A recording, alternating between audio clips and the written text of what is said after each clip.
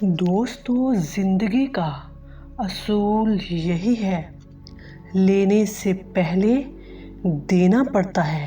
اگر ہم زندگی کو مقصدیت، محنت، سچائی، لگن اور مستقل مزاجی دیتے ہیں تو جواباً زندگی بھی ہمیں کامیابی، سکون، خود تقرری دیتی ہے۔ اگر ہم اپنا مقصد اور خواہش حاصل کرنے کے لیے کچھ ہمت، طاقت صرف کرتے ہیں، تب ہی ہمیں محنت کا پھل ملتا ہے۔ دوستو، کسی گاؤں میں پہاڑی کے نیچے ایک چشمہ بہتا تھا۔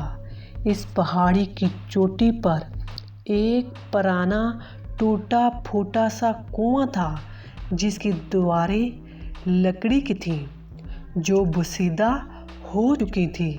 اس کنویں کے ساتھ ایک لکڑی کی بالٹی رکھی ہوئی تھی۔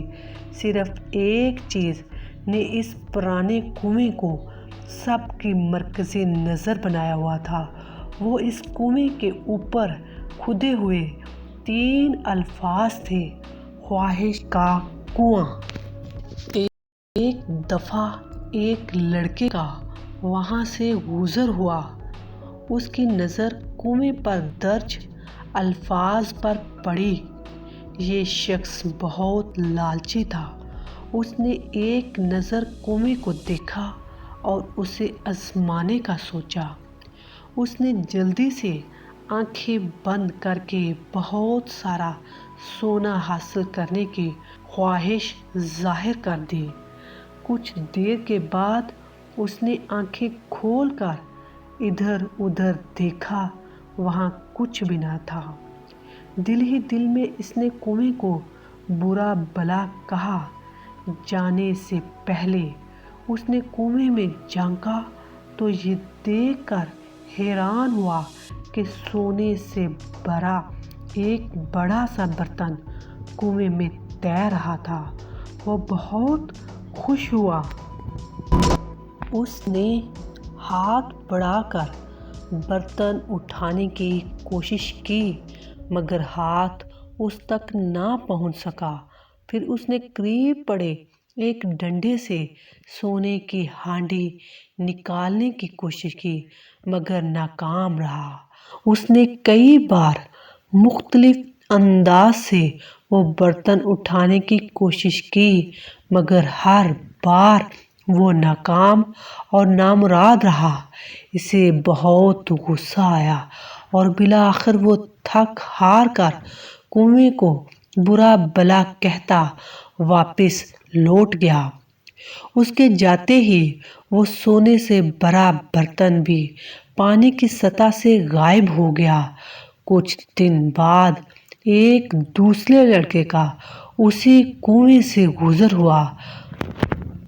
اس نے بھی کنویں پر کھدے 3 الفاظ خواہش کا کنواں پڑھے تو وہ متجسس ہوا کہ میں بھی اس کنویں سے خواہش کر کے دیکھوں کہ یہ پوری ہوتی ہے یا نہیں۔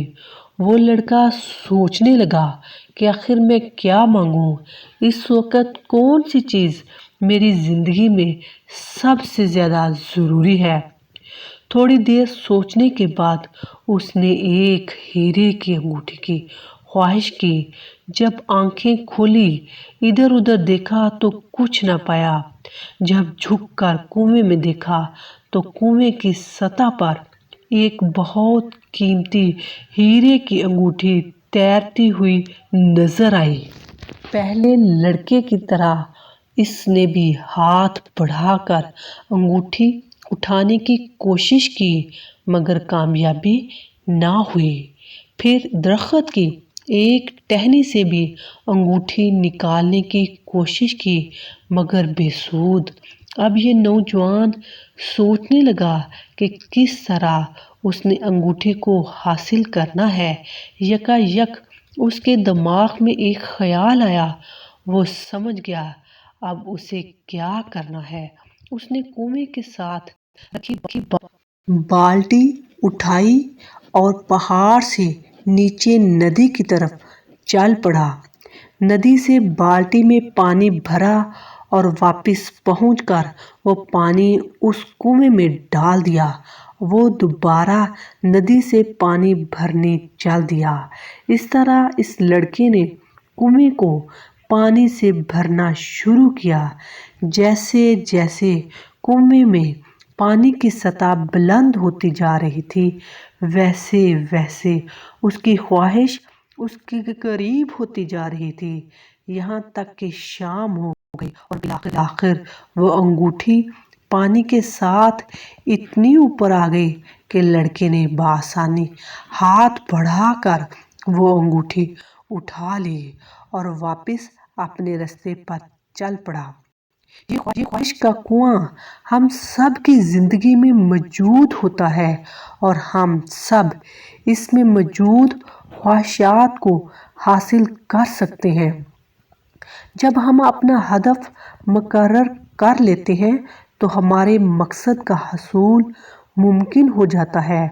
और ये मकसद कुएं में नीचे कम पानी के ऊपर होता है, जिसे हम देख तो सकते हैं मगर वो हमारी पहुंच से दूर होता है। हम में से बहुत से लोग पहले लड़के की तरह जल्द और आसान रास्ते से अपना हदफ हासिल करना चाहते हैं। जब उसमें नाकामी होती है तो मायूस होकर अपनी ख्वाहिशात को ख़त्म कर देते हैं और वापस लौट जाते हैं। सिर्फ वही लोग सच्ची कामयाबी हासिल कर पाते हैं जो इस हकीकत को समझ जाते हैं। अपनी ख्वाहिश तक पहुंचने के लिए पहले हमें कुएं में कुछ डालना पड़ता है, मेहनत करना पड़ती है, अक्लमंदी और सब्र से काम लेना पड़ता है।